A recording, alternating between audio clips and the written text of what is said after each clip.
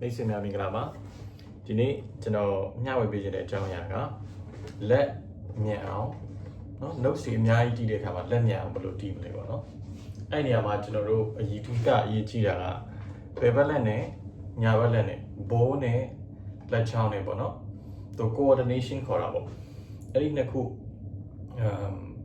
တူလှုပ်ဖို့နော်အဲ့ဟာကိုလေ့ကျင့်ပေးဖို့လိုပါတယ်အဲ့နေရာမှာကျွန်တော်တို့နှစ်မျိုးချင်းပါတယ်နော်ပထမတစ်မျိုးကအလွယ်မှတ်တဲ့နည်းပေါ့နော်ပထမတစ်မျိုးကကျွန်တော်မှတ်ထားတာကအထိုးအဆွဲ notes နှစ်ခုပေါ့နော် notes နှလုံးကိုပူးပြီးတော့တီးမယ်အဲ့တော့ခုနကျွန်တော်တီးပြတဲ့ဒီ charters ပေါ့နော် charters ကအပိုက်လေးကို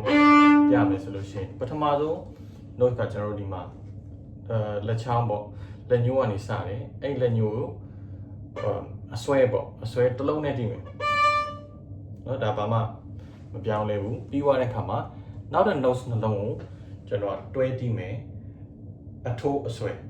မြန်လေးတီးမယ်ပေါ့နော်အဲ့တော့ဘယ်လိုလဲဆိုတော့ပြီးသွားရင်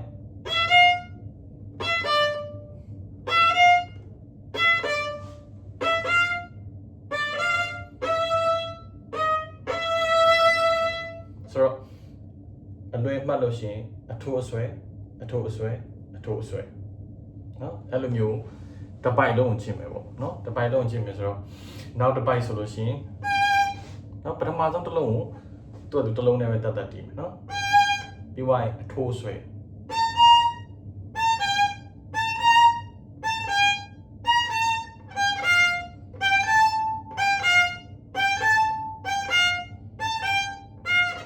နော်အဲ့လိုမျိုး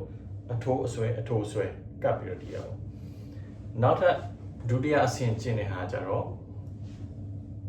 အဆွဲထိုးနော်ဆွဲထိုးပေါ့နော်ဆွဲထိုးလို့မှတ်ထားလိုက်ရအဲ့ဒါကြတော့သူကပထမဆုံး notes ကနေပြီးတော့တစ်ခါတည်းတွဲပြီးတည်တာပေါ့နော်ဒီ1ကိုအဆွဲအထိုးတစ်ခါတည်းတွဲတည်မယ်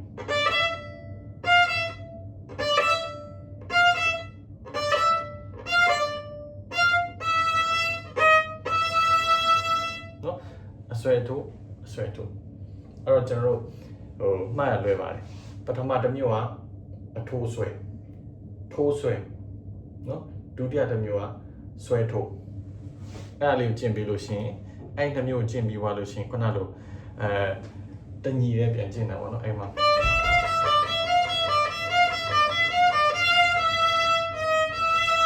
နော်ဖြည်းဖြည်းပြန်ပြီးတော့ကျင့်တဲ့အခါမှာဒီညာဘက်လက်နဲ့ဘယ်ဘက်လက်ကဘိုးနဲ့လက်ချောင်းဟာ coordination ပေါ့နော်သူတို့ပို့ပြီးတော့တွဲမိသွားတော့တွဲမိသွားတဲ့အခါကျတော့မှတဖြည်းဖြည်းနဲ့ဒီ tempo ပေါ့ဘယ်လောက်မြန်နေဆိုရင်ဟာကျွန်တော်မြင့်သွားတာပေါ့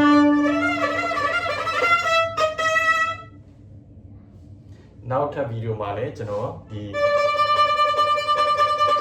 ပိုးခုံတာပေါ့နော်အဲ့ဒါလေးနောက်ထပ်ဗီဒီယိုမှာပြောပြပေးသွားပါမယ်ကျေးဇူးတင်ပါတယ်